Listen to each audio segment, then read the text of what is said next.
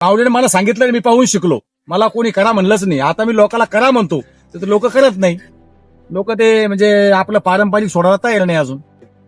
या अगोदर या रानामध्ये आपण एक व्हिडिओ तयार केलेला आहे आणि त्या व्हिडिओमध्ये आपण जे काही ही सोयाबीन लागवड आहे बेडवरची, ही सोयाबीन लागवड इथं दाखवलेली होती. आणि या रानामध्ये कुठल्याच प्रकारची मशागत न करता, अंतर मशागत नाही, निंदणी नाही, खुरपणी नाही, वखरणी नाही, डवरणी नाही, कुठल्याच प्रकारची मशागत न करता जे काही आपले SRTचं जे मूळ बिरीद आहे ते आपल्याला आपल्या पिकाचे अवशेष, तणांचे अवशेष हे जमिनीला द्यायचे. जे काही पिकांची गरज आहे ती ह्या पिकांच्या अवशेषापासून आपल्याला आपल्या जमिनीला देण्याचं काम करायचं आहे. यापासून आपल्याला योग्य प्रकारचं आच्छादन, बायोमास आहे हे जमिनीला मिळत राहतं.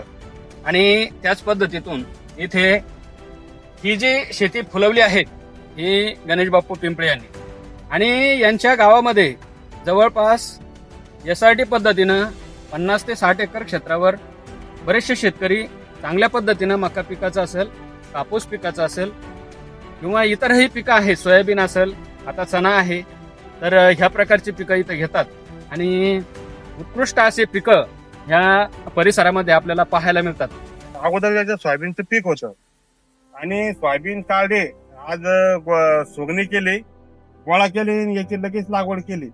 आणि आमची मका लेट झाली. कशामुळं? की आमचं सोयाबीनच मुळात लेट झालं होतं, त्याच्यामुळं मका पण लेट झाली. नाही तर मग आज याचं पाणी बंद झालं असतं आणि परिपक्व झाले असते. म्हणजे याला 97 दिवस झाले आज.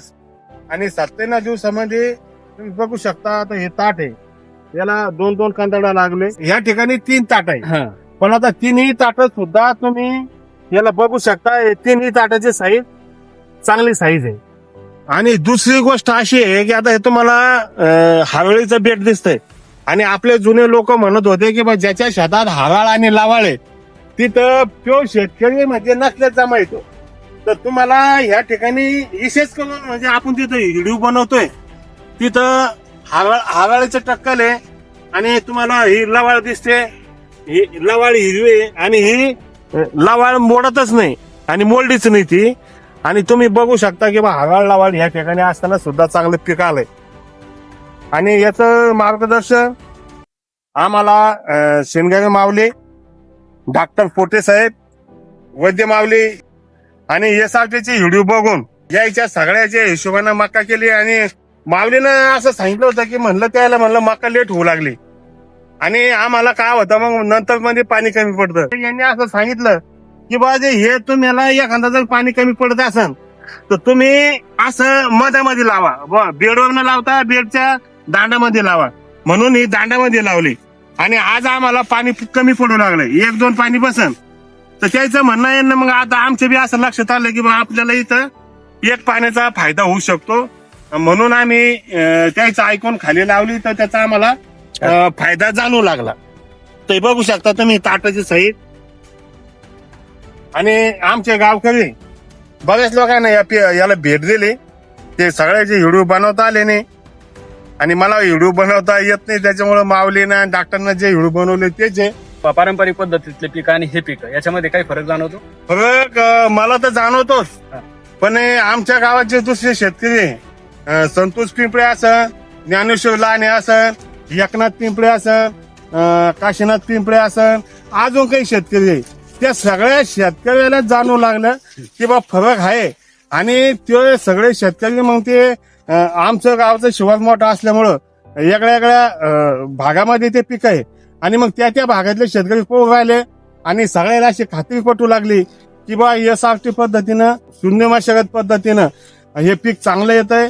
बाकी शेतकरी जे आहेत त्यांनी सुद्धा या SRT पद्धतीनं शेती करताना शेतकऱ्यांच्या शेतीला भेट देणं हे खूप महत्वाचं आहे. कारण कसं असतं, आपण जे करतोय तो पुढचा काय वेगळं करतोय, तर हे बघणं सुद्धा औत्सुक्याचं ठरतं.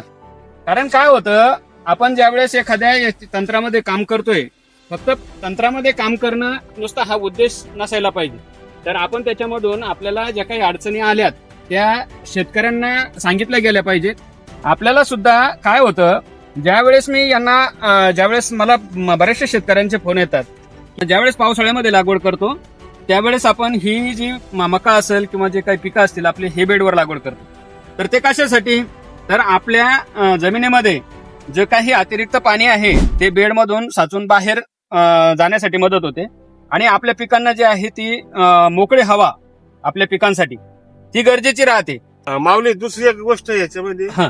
तुम्ही आता दुसऱ्या मका बघा, हा. बुडाचं जे पान आहे हा. हे वाळलेलं आहे, बरोबर आहे. म्हणजे जवळपास अर्ध्या माझा लोक पानं वाळलेले आहे. हो. आता तुम्ही हे बुडाचं पान बघा, हा. हे बुडाचं पान बघा, तर एकही पान तुम्हाला वाळेल सापडणार. याच्यामध्ये काय होतं, जर विचार केला आपण तर आपला जो सूर्यप्रकाश आहे, आपलं काय झालं, आपण दाट लागवडीवर जास्त भर असतो बाप्पा आपला. तर आपल्याला जे काय आहे तर हे सगळं जी प्रक्रिया आहे इथं काय आहे, प्रकाश संश्लेषणाची क्रिया. सूर्यप्रकाश जमिनीपर्यंत पोहोचला पाहिजे, म्हणजे शेवटच्या पानापर्यंत पोहोचला पाहिजे. जर इथं सूर्यप्रकाश पोहोचला नाही तर इथलं म्हणजे हे जे काही प्रकाश संश्लेषणाची क्रिया इथं थांबून जाते आणि हे पान इथं म्हणजे त्याचं कार्य संपुष्टात येतं. त्यामुळे योग्य अंतरावर लागवड करणं ही गरज असते. आणि दुसरी गोष्ट तर इथं जर विचार केला आपण तर बापूंच्या शेतामध्ये जे काही बायोमास आहे ते सोयाबीनचं बायोमास, जे काही आपले तणांचं बायोमास आहे ते जास्त प्रमाणात उपलब्ध असल्यामुळं आम्ही खत वापरलं याला, बरोबर आहे ना. पण पहिलं खत वापरून सुद्धा ही कंडिशन राहत नव्हती.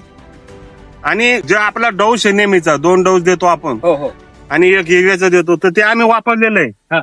आणि फक्त फरक हा आहे की बा त्या जे निव्वळ रसायनावर आहे ज्याच्याकडे यश अडचणी हा. त्याचे अर्ध्या लोक पानं वाळलेले हा. आणि याचं बुडापासून पाणी हिरवं आहे आणि ताटाची संख्या जाड आहे. बर. आणि प्रत्येकाला तुम्ही बघू शकता याला 2 टोकांचं पडू लागलं. बर.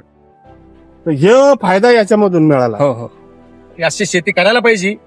लोकांना पारंपरिक शेती सोडून द्यायला पाहिजे आणि एसआरची शेतीकडे वळायला पाहिजे असं माझं म्हणणं आहे. 4.5 एकर एसआरटी शेती करतो. 1 एकर मोसंबी आहे, 2 एकर सीताफळे, बाकीचे कपाशी, तूर वगैरे करतो. 5 वर्षाने माझ्या शेजारी ज्ञानेश्वर माऊली शेनगारी करत होते. मी नुसतं पाहत होतो येता जाता. पण मी लोकांना सांगतो एसआरटी शेती चांगली असे, पण माझी हिंमत नव्हती करण्याची होत की बा हे कसं करावं आपण शेती. थोडं पाहून मी करायला लागलो त्यांची शेती. माऊलीने मला सांगितलं, मी पाहून शिकलो. मला कोणी करा म्हणलंच नाही. आता मी लोकांना करा म्हणतो तर लोक करत नाही.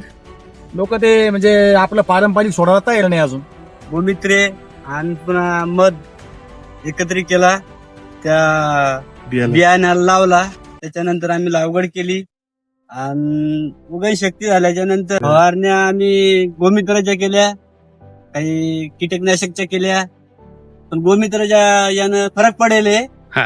की क्वालिटी चांगली याची आणि आज पण याच्यावर कुठला मावा नाही, पुन्हा कोणतंच काही रोग नाही. मोहा नाही, काही नाही. तर शेतकरी मित्रांनो, आपल्याला हे मका पीक कसं वाटलं कमेंटमध्ये नक्की सांगा. धन्यवाद.